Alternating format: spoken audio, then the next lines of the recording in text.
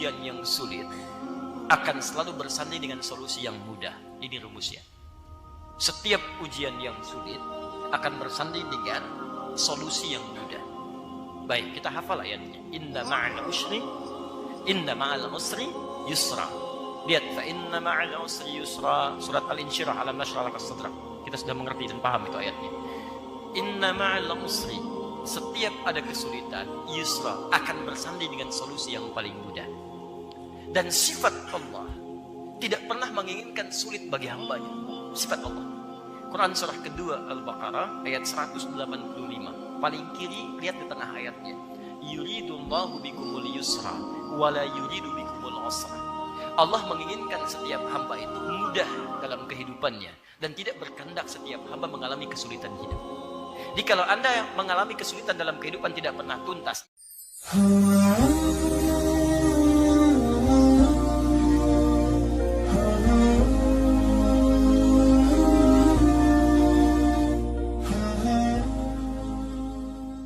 disitulah kemudian Nabi SAW menyampaikan, Innallaha idza ahabba abdan ibtala.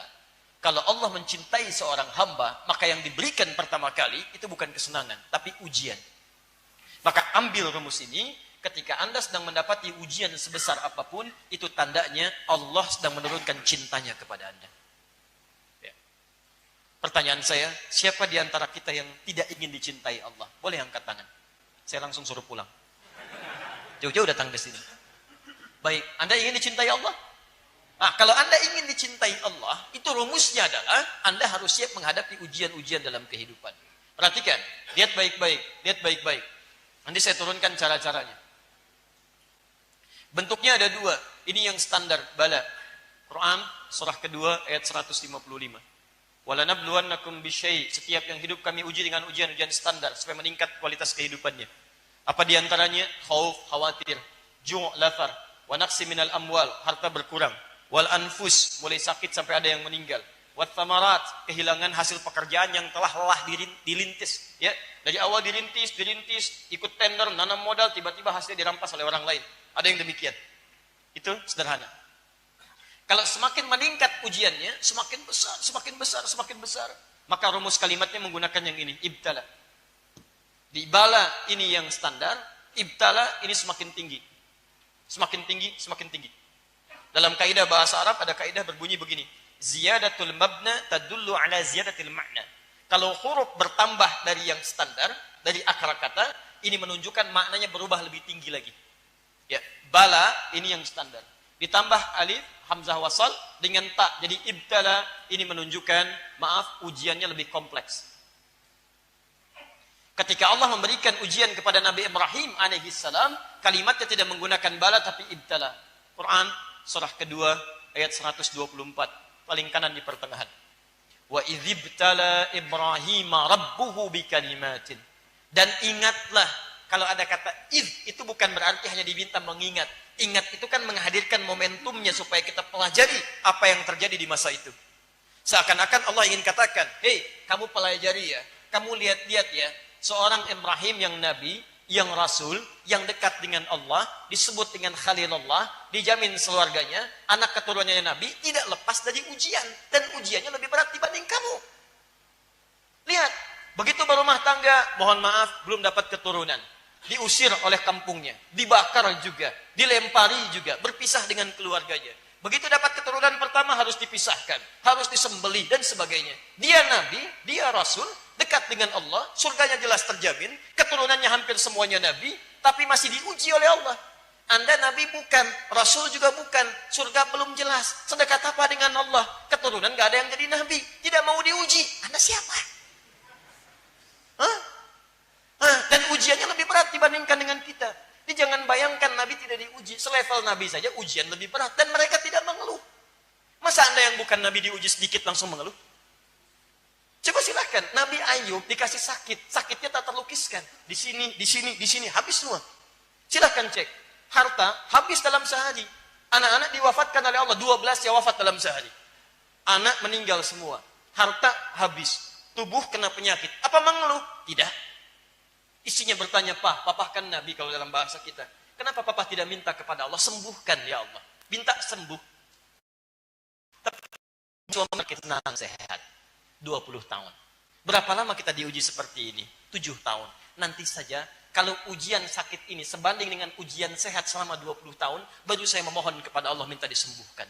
Saya malu, dikasih senang 20 tahun, dikasih segini 7 tahun, masih mengeluh. Saya malu. Nanti kalau sakitnya sudah banding lurus dengan sehat, baru saya minta kepada Allah Subhanahu wa Ta'ala. Itu bayangkan. Barulah bermohon kepada Allah Subhanahu wa Ta'ala minta solusi. Quran surah 21 ayat 83 sampai 84. Paling kiri sebelah atas. Wa ayyuba idnada rabbahu anni massani yadhurru wa anta arhamur rahimin. Nabi Yunus, Dzannun, Masya Allah. Antum yang punya pekerjaan, mohon maaf, antum pasti punya ujian. Ada yang iri, ada yang dengki, ada yang ingin menyingkirkan, menyungkurkan. Bukan cuma antum. Nabi Yunus lebih dahsyat dibandingkan antum. Punya pekerjaan beliau, berdakwah, naik ke perahu, diundi, dilempar ke laut sampai dimakan dengan ikan paus. Ikan paus nelan Nabi Yunus alaihissalam. Apa mengeluh? Apa protes dan sebagainya? Saya tanya kepada antum, siapa yang pernah masuk perut ikan paus? Gak ada. Nabi Yunus masuk perut ikan paus, berpikir kepada Allah. Antum yang ujiannya gak sampai segitu, kenapa antum meninggalkan zikir kepada Allah? Makanya ketika Allah menyelamatkan Nabi Yunus, Allah tawarkan tawaran serupa. Wa kadzalika nunjil mu'minin. Kalau ada orang beriman mengalami persoalan seperti Yunus alaihissalam. Teman-teman, lihat kalimatnya, ya. Ketika Allah mengeluarkan Nabi Yunus dari perut ikan paus, kalimat Qur'annya tidak mengatakan saya keluarkan dari perut ikan paus. Kalimat Qur'annya mengatakan saya keluarkan dia dari awan gelap yang menyelimuti.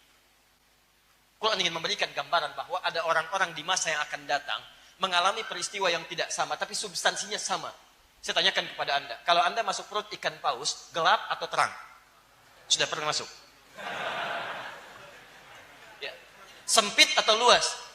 Pengap, sempit, gelap. Nah ini, Quran ingin memberikan bahasa kiasan. Anda bacanya pakai ilmu balaghah. Dia nanti ke depan, walaupun tidak masuk ke perut ikan paus, ada orang tahun dan sebagainya. Masya Allah, luar biasa. Kalau orang lain baru 11 hari, mungkin sudah mengeluh. Anda bisa 11 tahun. Artinya apa?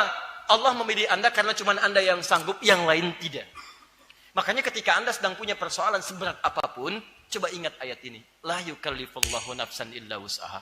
Memang cuma saya yang dipilih oleh Allah. Karena saya punya kesanggupan, yang lain tidak. Saya sering katakan, kalau Anda punya masalah seberat apapun, jangan mengeluh. Ya Allah, why me? Kata Allah, why not? Kenapa tidak? Kamu yang bisa. Jelas ya? Anda punya masalah di kantor, di rumah, dimanapun, yakinkan. Karena memang Anda bisa mengatasi itu. Katakan, saya bisa, saya bisa, saya bisa. Cuman Anda yang mampu, yang lain tidak. Tapi jangan berlebihan, langsung bikin status. Memang cuma saya yang mampu, yang lain tidak. Itu mengeluh namanya. Ya, teruskan. Jelas sampai sini? Baik. Kaidah ketiga. Saya berikan kaidahnya dulu, supaya setiap soal bisa menginspirasi kita. Jelas ya? Kenapa Ustadz saya sudah mencari, cuman saya yang belum dapat jodoh sampai saat ini? Oh, karena cuma Anda yang sanggup. Bukan. Ya, kaidah ketiga kita lihat. Kaidah ketiga. Baik teman-teman, fokus baik-baik ya. Satu apa tadi? Oh kan? Setiap ujian ditujukan untuk meningkatkan kualitas hidup. Kalau sudah paham dengan rumus pertama, antum tidak akan mengeluh insyaallah. Kedua, ujian hanya diberikan pada yang sanggup. Yang tidak sanggup tidak akan dititipkan. Paham? Ketiga, setiap ujian yang sulit akan selalu bersanding dengan solusi yang mudah. Ini rumusnya. Setiap ujian yang sulit akan bersanding dengan solusi yang mudah. Baik, kita hafal ayatnya. Inna ma'al usri yusra. Lihat, fa inna ma'al usri yusra. Surat Al-Insyirah, alam nashrah laka sadrak. Kita sudah mengerti dan paham itu ayatnya. Inna ma'al usri. Setiap ada kesulitan, yusra akan bersanding dengan solusi yang paling mudah. Dan sifat Allah tidak pernah menginginkan sulit bagi hambanya. Sifat Allah. Quran surah kedua Al-Baqarah ayat 185. Paling kiri, lihat di tengah ayatnya. Yuridullahu bikumul yusra wala yuridu bikumul usra. Allah menginginkan setiap hamba itu mudah dalam kehidupannya dan tidak berkehendak setiap hamba mengalami kesulitan hidup. Jadi kalau Anda mengalami kesulitan dalam kehidupan tidak pernah tuntas, yang salah bukan Allah, yang salah Anda karena Anda tidak pernah mau keluar dari kesulitan itu. Atau yang kedua, Anda ingin keluar tapi tidak pernah mengambil cara yang Allah berikan. Makanya jadi susah. Itu masalahnya. Nah, rumus ini secara psikologi itu memberikan ketenangan pada jiwa. Kalimat paling gampangnya begini. Bahasa Quran kalau mau diterjemahkan dengan bahasa psikologi, paling gampangnya begini. Begitu punya masalah, katakan, pasti selesai. Insya Allah selesai. Insya Allah mudah. Kalimat meningkatkan kualitas kehidupan. Insya Allah saya sanggup. Insya Allah selesai. Setidaknya memberikan kekuatan pada diri kita untuk menghadapi persoalan dibandingkan mengeluhkannya. Itu kalimat pertama untuk menenangkan dalam jiwa kita. Paham? Jadi kalau sedang punya masalah, katakan, insya Allah, Allah menginginkan yang terbaik untuk kualitas hidup saya. Tidak mungkin Allah menguji kalau saya tidak sanggup. Insya Allah selesai. Insya Allah mudah. Bismillah. Jelas? Tapi masalah tidak akan selesai sampai sini saja. Ini sekedar memberikan ketenangan ketika kita mendapatinya. Lanjutannya, turunkan bentuk ikhtiar dalam mengatasinya. Baik, bagaimana cara ikhtiar mengatasinya? Baik, pertama, pelajari tingkatan masalahnya. Quran surah kedua ayat 214, posisi paling kanan sebelah bawah. Quran surah kedua Al-Baqarah ayat 214. Am hasibtum an tadkhulul jannah walamma ya'tikum mathalul ladzina khalau min qablikum. Apa Anda dikira akan mudah meraih surga atau kesuksesan dalam urusan dunia sementara Anda belum diuji untuk mendapatinya? Perhatikan, kesuksesan berbanding lurus dengan ujian. Baik dunia, apalagi akhirat. Apa bentuk ujiannya? Masathumul ba'sa. Satu, ujian yang sifatnya ringan. Jadi kalau kadar kesuksesannya kecil, maka ujiannya pun ringan. Baik, rumit mana soalnya? Ujian anak SD dengan ujian anak SMP. SMP, Masya Allah, Anda lapar. Mana soal yang paling susah? Ya anak SD atau SMP? SMP. Mana soal yang paling ringan? SD atau SMP? SD. Jadi semakin kelas yang ingin diraih itu sederhana, maka ujiannya pun akan sederhana. Semakin ingin tinggi, maka semakin tinggi. Anda dalam urusan dunia ingin mendapatkan, misal, maaf, di kampus ingin jadi juara misalnya. Dengan IPK, indeks prestasi kumulatifnya 4. Maka tingkat ujian yang harus Anda lewati lebih tinggi dibandingkan dengan yang target cuma IPK 3 atau 2,75. Paham? Anda ingin masuk surga Firdaus, maka tingkat amalannya akan lebih tinggi dibandingkan level surga yang di bawahnya. Maka semakin Anda ingin dapatkan yang lebih tinggi, tingkat ujian akan semakin meningkat. Maka ujian pertama yang ringan dulu. Ba'sun. Gini. Saya hapus dulu yang ini ya. Baik. Biasanya ada asikin yang suka menghapus ya. Cuman hari ini barangkali belum ada moodnya untuk menghapus. Kemarin tidak ada di depan papan tulis, jadi wajar kalau tidak menghapus. Yang agak aneh itu sudah ada di depan papan tulis, tidak menghapus, itu yang jadi masalah ya. Tapi tidak apa-apa, ini ujian. Bagi asikin. Baik. Pasti bisa. Baik. Bismillah. Perhatian sini, teman-teman sekalian. Satu ba'sun. Ini kadar yang ringan. Ba's. Ringan. Nah, kalau Anda diberikan ujian yang masih ringan, ini artinya tingkat keberhasilan yang ingin diraih itu masih ringan. Berarti level Anda ingin dinaikkan pelan-pelan oleh Allah. Misal, yang ikhwan jarang ke masjid, sudah mulai senang ke masjid. Nah, kesenangan ini bagi Allah itu akan diuji supaya konsisten. Bukan cuma sekedar senang, tapi akan diuji sehingga bisa menikmati ibadah di dalam masjid. Maka diberikan ujian yang ringan. Misal hujan, gerimis, gak kencang. Cuman kasih gerimis. Mau berangkat gak? Ya. Kalau dia masih mau berangkat dengan kasih gerimis, tadinya gak ada hujan, sekarang hujan masih mau berangkat, maka level kenikmatan ibadahnya akan dinaikkan oleh Allah. Tapi masih ringan. Makanya orang Arab akan berkata la ba'sa, la ba'sa. Nazal matar, la ba'sa fi mushkilah. Hujan turun, gak ada masalah, saya berangkat. La ba'sa. Disingkat oleh orang kita labas. Lewat. Ringan. Satu. Jadi biasanya begitu Pak. Kalau antum belum ke masjid, tiba-tiba pengen ke masjid, biasanya mojok-mojok dulu, kan? Datang, menyesuaikan dulu. Nanti kasih ujian yang ringan-ringan. Kasih gerimis sedikit, ada pertimbangan enggak? Kalau sudah jalan, bagus. Kalau ada pertimbangan, berarti level antum belum bisa naik nih.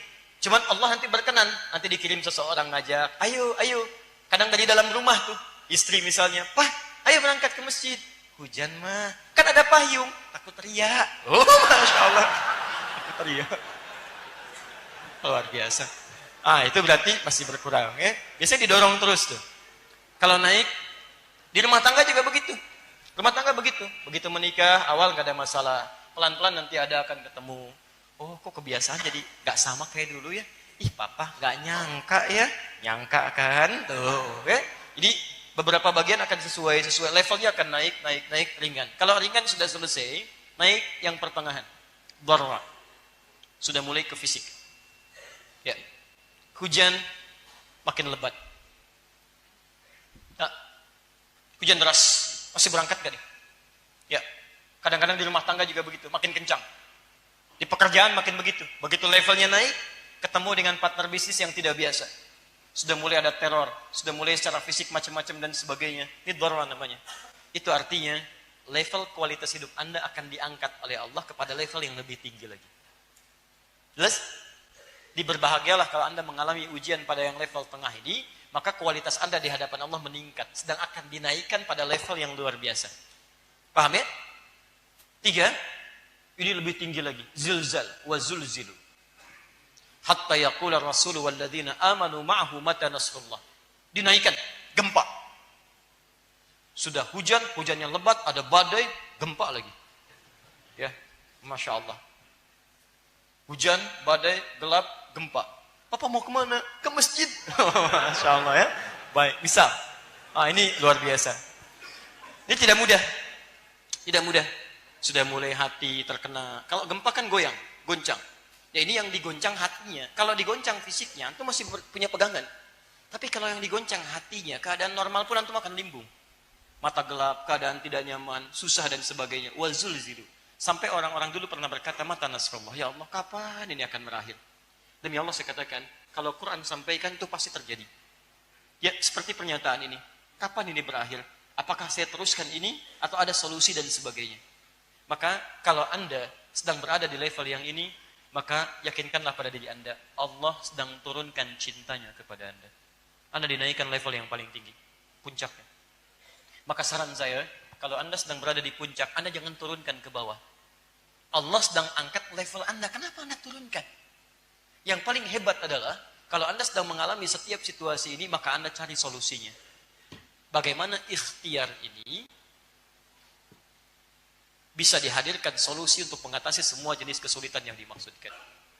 Yang tadi untuk menenangkan hati, yang ini untuk mengidentifikasi kira-kira masalah saya ada di level yang mana. Apakah ringan, apakah sedang, ataukah sulit. Idealnya begini, idealnya setiap tahap kehidupan yang kita alami, antum keluarkan dulu antara persoalan yang mungkin antum hadapi. Kan di Quran ada semua. Misal, antum jadi anak nih, antum akan menghadapi begini. Dengan orang tua akan ada kalimat begini. Contoh, misal antum akan punya rasa kesal pada orang tua, mungkin akan mengeluh. Quran surah ke-17 ayat 23 sampai 27, paling kiri di pertengahan sampai ke bawah. Antum kadang-kadang sudah tidak sepakat dengan orang tua. Bagaimana cara menghadirkan bakti terbaik ketika ada ketidaksepakatan yang berat di situ? Maka muncul solusi. Quran surah 31 ayat 14 sampai dengan ayat ke-15. Kadang-kadang kepercayaan beda. Ada lagi usia sudah 40 tahun lebih, tapi punya masalah dengan orang tua. Ada juga. Seperti apa gambarannya? Quran surah 46 ayat ke-15. Nah, orang-orang yang sebelum mengatasi persoalannya, dia belum masuk kepada masanya. Tapi dia sudah pelajari masalah-masalahnya. Maka orang seperti ini akan lebih ringan mengatasi persoalannya dibandingkan dengan orang yang tidak pernah belajar jenis persoalannya. Sama dengan besok mau ujian, dia mendapatkan kisi-kisi persoalannya. Ini masalah yang akan ditampilkan besok hari. Dari sekian 100, 10 akan muncul. Dia pelajari 100-100-nya. Begitu besoknya ujian, sudah siap dia mengatasinya. Nah, kebanyakan orang, kenapa sulit mengatasi persoalannya? Karena dia tidak pernah mengidentifikasi masalah-masalah yang muncul saat dia akan hadapi di kemudian hari. Makanya saya sering sarankan, antum kalau mau pemuda mau menikah, keluarkan ayat-ayat pernikahan. Ini masalahnya. Karakter istri begini, karakter suami begini, masalah yang terjadi begini. Tingkat paling minimnya begini, tingkat yang sedang ini, tingkat yang paling kuatnya seperti ini. Kalau antum bekerja, kata Quran masalahnya akan begini. Ini yang ringannya, ini yang sedangnya, ini yang beratnya. Paham? Kalau sudah antum identifikasi, antum tidak akan kaget ketika mendapati persoalannya. Sama kayak yang disebutkan Quran. Maka tinggal cari bagaimana mengatasinya.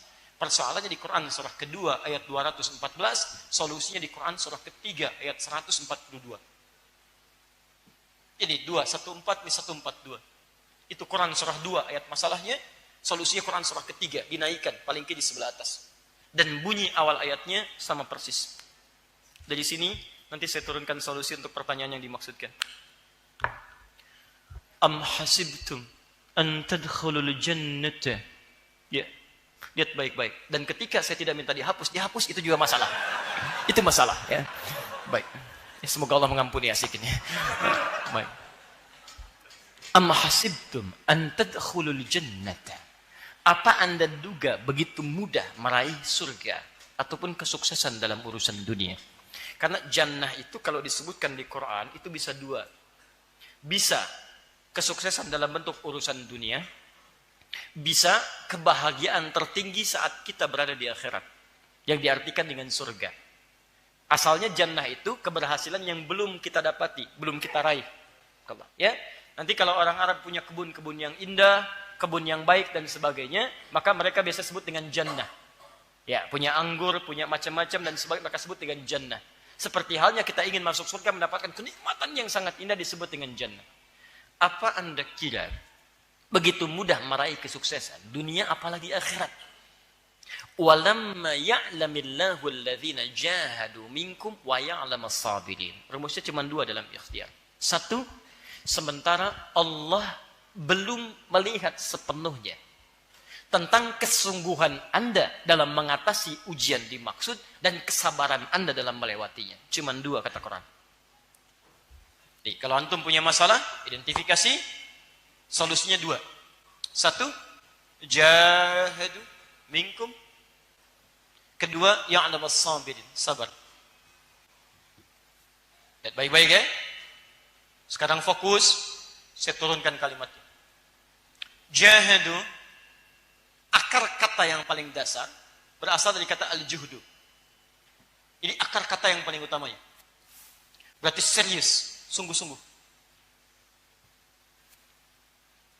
Jadi kalau antum ingin mengatasi persoalan dalam kehidupan, antum mesti serius. Jangan setengah-setengah. Antum ingin ujian, ingin lulus besok, serius belajar. Jangan setengah-setengah. Jangan nanggung. Suksesnya sukses. Antum ingin raih tingkat tertinggi dalam pekerjaan, serius antum. Ayo jalani. Serius belajar, serius ikut diklat, serius training, serius. Semua yang dikerjakan dengan serius dan cinta dalam mengerjakannya, itu lebih mudah mencapai tujuan dibandingkan yang setengah-setengah. Nah sekarang bagaimana menurunkan sifat keseriusan itu? Kalimat al-juhdu, nanti kembali kepada bentuk ini, itu terdiri dari 3 turunan. Lihat turunannya. 1, dari sini muncul kata ijtihad. Kesungguhan dalam merencanakan. Buat planning dulu. Punya rencana. Saya besok mau ke masjid subuh. Masjid mana? Petakan. Alhamdulillah, saya mau ke Al-Azhar, Kalimalang, misal. Anda tinggal di mana? Saya di Pekayon. Subuh besok jam berapa? 4? 49, 47, 411, 412. Masya Allah ya. Kayak skor bola aja antum bagaimana. Ya, ambillah tengah-tengah. Misal 410. Perjalanan dari Pekayon ke Al-Azhar. Ya, Al-Azhar di Kalimalang. Berapa lama dari sini ke Kalimalang? 10 menit, 11 menit, 12 menit. Ukur antum punya apa untuk berangkat. Punya motor, 5 menit nyampe. Punya sepeda, 7 menit nyampe. Antum gak punya motor, gak punya sepeda. Ya, jalan kaki berapa menit nyampe sana? Bisa 15 menit. Adzan subuh 4:10. Taruhlah kendaraan ini kita tidak punya. Kita 15 menit sampai di sana. Sampai di sana itu kan pas waktu sholat, adzan berkumandang. Bukan baru adzan, kemudian berangkat. Allahu Akbar, berangkat. Nyampe sana, gak dapat antum subuh. Jelas ya? Antum rencanakan, adzan 4:10. Saya bangun sejak awal dari tahajud dulu. Saya berangkat dari jam 4. Asumsinya apa? Adzan 5 menit. Jadi begitu adzan 10, tambah 5 menit, 15 menit. Jadi ketika saya sampai, adzan baru selesai, sholat. Paham ya? Baik, jangan asumsi qomat, antum ketinggalan sholat sunnah. Jadi ketika antum berangkat, 15 menit sampai di tujuan. Ini rencana. Di semua hal yang antum kemudian akan hadapi dalam kehidupan, bikin perencanaannya. Oh, saya ada begini-begini, masalah saya begini. Identifikasi, buat rencana terbaik. Kedua, jihad. Jihad itu perjuangan fisik. Setelah ada rencananya, wujudkan dalam bentuk perjuangan fisiknya. Lakukan. Rencana besok berangkat ke Al-Azhar jam 4 sampai di sana 4:15, insya Allah ngambil saf yang pertama untuk menunaikan sholat subuh. Bisa dapat 2 rakaat pertamanya dulu. Konsepnya bagus, dituliskan. Begitu bangun jam 5. maka tidak konsisten. Ya, ini mesti ada konsistensi. Jangan cuma jadi konseptor yang bagus. Konsep begini. Kita sayang setelah berumah tangga, kita akan jadi keluarga penghafal Quran. Masya Allah, mushafnya nggak ada, kan? Nggak ada apa-apanya. Terus arahnya berubah, nggak akan jadi. Ya cuman ide doang. Kalau cuman ide, yang lain juga bisa. Maka, turunkan dalam bentuk perjuangan fisik. Turunkan, beli perangkatnya, hadirkan macam-macamnya dan sebagainya. Identifikasi. Ya, termasuk ini. Apa penyebabnya? Ya, buat pemetaannya, lakukan pendekatan-pendekatannya. Ketiga, ini yang paling baik. Mujahadah. Perjuangan melawan gejolak jiwa. Karena tidak akan selamanya hati kita itu terus pada frekuensi yang sama. Ya, misalnya sabar, maaf, semangat terus, semangat. Kadang-kadang naik turun. Antum jangan dikira ikut ta'lim atau ke masjid, itu selamanya semangat. Tidak. Nanti begitu awal-awal, ya semangat. Pertengahan agak menurun, tiba-tiba agak malas. Ya, apalagi kalau niatnya berubah. Ke masjid misalnya untuk mencari pasangan hidup, Masya Allah. Begitu sampai di masjid ketemu pasangan, sudah hidup gak ke masjid lagi. Itu yang jadi masalah. Macam-macam. Ada untuk jualan dan sebagainya. Begitu nyampe ke masjid, ketika jamaah banyak datang. Ketika nggak ada, antum nggak jualan. Tujuannya beda. Ketika orientasi berbeda, ini yang muncul. Mujahadah. Ayo, lawan.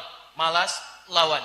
Ya, turun semangat, lawan. Begitu antum bisa mengatasi ini semua, ijtihad rencanakan, identifikasi masalahnya, jihad dengan prakteknya, kemudian mujahadah atasi pergolakan jiwa dan sabar menjalaninya. Ketika sabar menjalani semua, Allah turunkan solusi. Ini poinnya. Contoh prakteknya. Ini, langsung ke persoalan ini.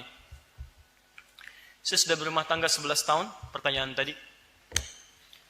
Kemudian, beliau sudah identifikasi masalahnya. Selama 3 tahun sudah berubah, apa solusi yang harus saya tempuh? Pertama tadi, ya Allah berikan ujian untuk meningkatkan kualitas kehidupan. Alhamdulillah. Tidak ada ujian yang diberikan kalau Anda tidak sanggup. Alhamdulillah Anda diberikan kesanggupan sampai 11 tahun dan sebagainya. Tidak ada persoalan tidak selesai. Insya Allah selesai. Sekarang kita jalani bentuk ikhtiarnya. Pertama, identifikasi bentuk masalah. Lihat kebiasaan dan sebagainya. Mungkin atau tidak. Apa tawaran Quran yang pertama? Quran surah ke-66 ayat 11. Ini solusi yang langsung kita berikan. Quran surah ke-66 ayat ke-11. At-Tahrim ayat yang ke-11. Wa daraballahu mathalan lil ladzina amanu imra'ata fir'aun. Dan Allah memberikan perumpamaan yang sangat indah bagi orang-orang beriman, yaitu contoh istrinya Firaun. Siapa istrinya Firaun? Asya. Pertanyaan saya, kenapa tidak disebutkan langsung namanya Asya, tapi disebutkan istrinya Firaun? Ini yang mau saya berikan rumusnya.